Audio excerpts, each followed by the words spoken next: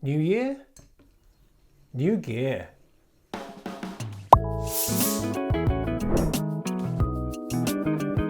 Hi, my name is Adam, this is Music of a Man, and if this is your first time here and you've just happened across this channel and you actually find this video, I don't know, helpful, interesting, informative, entertaining, why not consider subscribing so you can see more of this.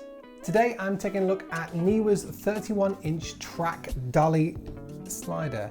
31 inches equals 78.74 centimeters. If on the other hand this isn't your first time on the channel, you've been following us for a number of years, you'll know that this is not the first slider we've played with. However, this is the first slider we've played with that is not only belt driven, it's also carbon fiber. Going up in the world. Now, a couple of changes or a couple of differences between a belt driven system and the ones we've had before. Quite simply, it's driven by a belt. Genius. Thanks very much for watching. I'm kidding. Yeah, the belt provides a little bit more resistance. That added with the flywheel. In fact, you know what? First off, let's show you what you get in the bag. Yes, it comes in a carry case as well. So straight out of the box, it comes in this beautiful carry case. I mean, beautiful, it's a carry case, do you know what I mean? And as you can see, it's pretty much fully already made up for you. There's not really that much stuff you need to do to get going with this. First off, you need to unfold the feet. You've got 4, 1 on each corner. Genius. As you can see, these can also be tucked into the actual slider itself or lifted up, like you can see on here. There are also screwed feet on each of them that you can actually change the height a little bit just to fine tune it with actually locking nuts on there as well. Nice little touch that. The feet are rubberized, but also as you can see underneath, it does come with 4 different screw fixings. Oh, by the way, as you saw in the bag, it doesn't come with, you shouldn't be doing it like this. It doesn't come with a ball head. However, it does come with an adapter. So this, I always get mixed up with quarter inch and 3/8 inch. Anyway, the actual top of it is the thin one. And they provide a thick one. You know you're going to lose this within 30 seconds. However, you can pick up a load of these. I bought a full pack of them off Amazon for like 4 or 5 quid. Links in the description below, as there will be for all this video. Yeah, I'll chuck up UK and US links because that's mainly the people who watch this. Give me a shout out if you're from anywhere other than the US or the UK. I'd love to see where you're from. Get a little bit in the analytics, but I mean, that just kind of gives countries or regions and it's not necessarily specific. Let me know city or town and the country you're watching from in the comments below. I'd love to know where all you guys are from. So yeah, as you can see, this base plate is rubberized. Really like that. Nice little touch. Just gives you that little bit more grip when you get the ball head or whatever you're putting on here. Obviously, you can actually mount your camera straight onto here, but I mean, you're not going to get any pan or tilt or anything. And yeah, I really wouldn't personally. You can pick up these for, again, links and yeah. Anyway, back to the slider. On the base plate, you do have a bubble level, which is really handy. And you know what? It doesn't feel cheap. It really doesn't. Onto the actual sliding system itself, I can see that there are actually gears on each end, and I'm pretty sure with a locking nut here, and the range of Allen keys, hex screws, whichever one you want to call them, you could always swap the flywheel to the other end. But I mean, seriously, just rotate it out. Who's got time for that? I can also see that there are 2 size threads on the top plate as well that are female. So you got your male on top, you got female down here. I can't really work out what that would be for. I know that there is a motorized version of this, so I'm not too sure if it's something to do with that or just, who knows? I mean, you want mounting options. Who doesn't want mounting options? Get your mind out of the gutter. The locking nut on the actual base plate it does exactly what it says on the tin.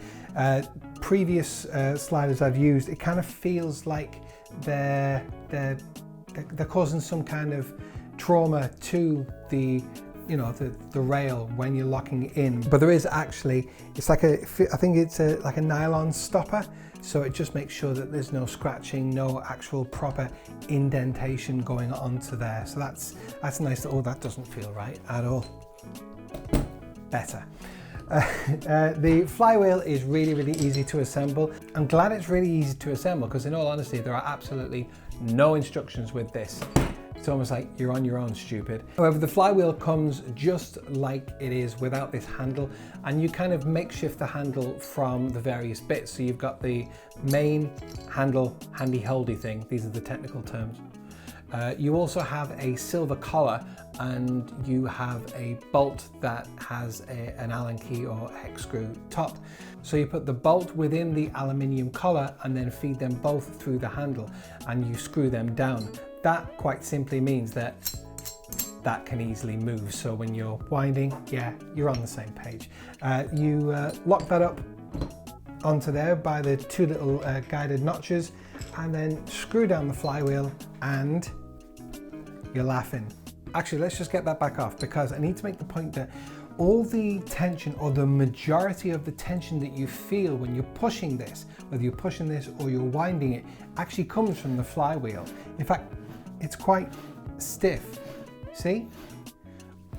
But just like in your physics classes at school, you'll know that, I'm not even going to quote it, but it's something like a force pushing carries it further.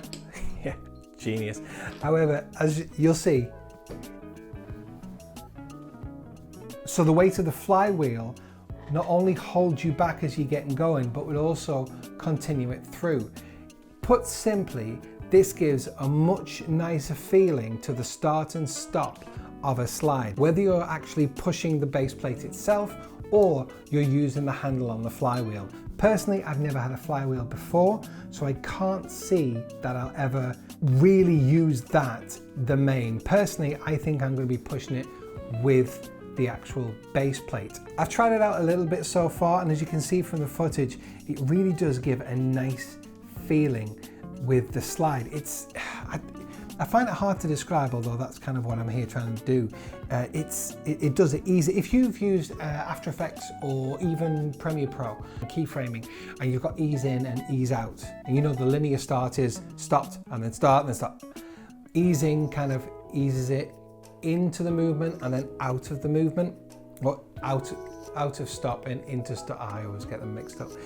But yeah, it's a real feeling of that throughout the slide. This is going to be replacing the other ones that I have. Sad to say, but with a workable ball head, this really does make it into a really nice budget slider. Links in the description below, as always, where you can get this and anything else I've mentioned in here. Possibly not 70D, I don't think you can buy them anymore. If you found this video helpful, please consider clicking the like button. It really helps out the channel. I know I say that all the time, but it really does. It helps with YouTube's algorithm. It's far too clever for me. But anyway, yeah, please just smash that like button. Smash that like button. What do I think I am, like a 14-year-old? Anyway, as always, my name's Adam. This is Musing of Man. Thank you so much for watching. I'll see you next time. I need to get used to that.